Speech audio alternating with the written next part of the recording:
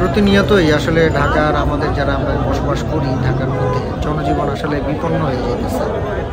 তো এই যে মানুষগুলো আসলে দেখতে পারতেছেন এরা হচ্ছে বিএনপির লোকজন।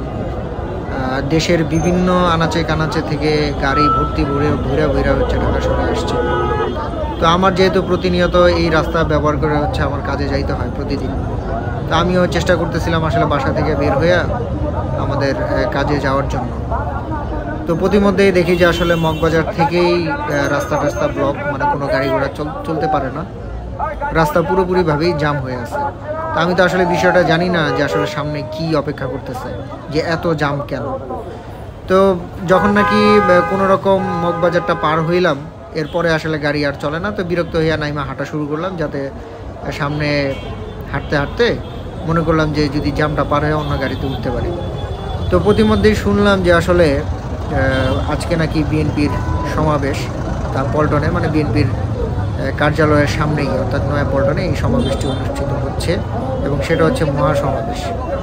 তো হাঁটতে হাঁটতে শান্তিনগর মোড় পার হয়ে আইসা দেখি মানে এই যে লাল ক্যাপওয়ালা লোকগুলা, হাজার হাজার মানুষ এখানে আইসা তারা মিছিল মিটিং করতেছে। রাস্তাঘাট পুরোপুরিভাবেই ব্লক, মানে হাঁটার রাস্তাটা পর্যন্ত নাই, গাড়ি ঘোড়া তো চলতে পারেই না। আর মানুষের মানে এত পরিমাণে দুর্ভোগ। আর এই যে জুম করে যে দেখাইলাম যে বিষয়টা, এই সেটা হচ্ছে শান্তিনগর ফ্লাইওভার ব্রিজের উপরে, পুরো মগবাজার মালিবাগ পুরো ব্রিজটার উপরে পুরোপুরিভাবেই যায়। তো প্রায় 4 কিলোমিটার হাইটা হচ্ছে সামনে আগায় আসলাম, কিন্তু রাস্তার আসলে জ্যাম কমে না, রাস্তা পুরোপুরিভাবেই ব্লক। তো এমনিতেই আমরা হচ্ছে 5ই আগস্টের পর থেকে এই পর্যন্ত যেই পরিমাণে ঢাকায় আন্দোলন হয়েছে, এতে করে আমাদের নগরবাসীর জীবনটা একবারে পুরোপুরিভাবে বিপন্ন করে ফেলছে। ঢাকার রাজধানীকে একবারে আন্দোলনের কেন্দ্রবিন্দু বানায় ফেলছে। তার মধ্যে বিভিন্ন রাজনৈতিক দলগুলোর হচ্ছে সভা সমাবেশ, খুবই বিরক্তিকর একটি মানে অবস্থা। তো কিছুক্ষণ পর পরেই দেখতেছিলাম যে এক এক মিছিল আসতেছে। তো গাড়িগুলোর দিকে একটু খেয়াল করে যেটা দেখলাম যে কোনো গাড়ি চলতে পারে না। আর মানুষগুলা যে বাসের মধ্যে ঘন্টার পর ঘন্টা বসে আছে, কারো কোনো হস্তক্ষেপ মানে ভ্রুক্ষেপ নাই, এগুলোর প্রতি কারো কোনো গুরুত্ব নাই। মানুষ সভা সমাবেশ করে, রাস্তাঘাট খোলা রেখা করুক, এবং এই সভা সমাবেশগুলো রাস্তাঘাটে না কইরা ঢাকা শহরের অনেক প্লেস আছে যেগুলোতে মানুষ যায় না, বা পার্ক ট্রাকগুলোতে করতে পারে। কিন্তু না, প্রত্যেকেরই অবস্থান হচ্ছে এই রাস্তাঘাট দখল করে সভা সমাবেশ করা বা আন্দোলন করা। তো আজকে যে বিষয়টা আসলে রাজনৈতিক দল বিএনপির মানে যেটা লক্ষ্য করলাম, যে তারা মহাসমাবেশ করবে কিন্তু ঢাকাকে ব্লক করে। আজকে সারা দিনটাই ঢাকা শহর পুরোপুরিভাবে ব্লক ছিল, কেউ কোনো জায়গা দিয়ে কিন্তু চলাফেরা করতে পারে না।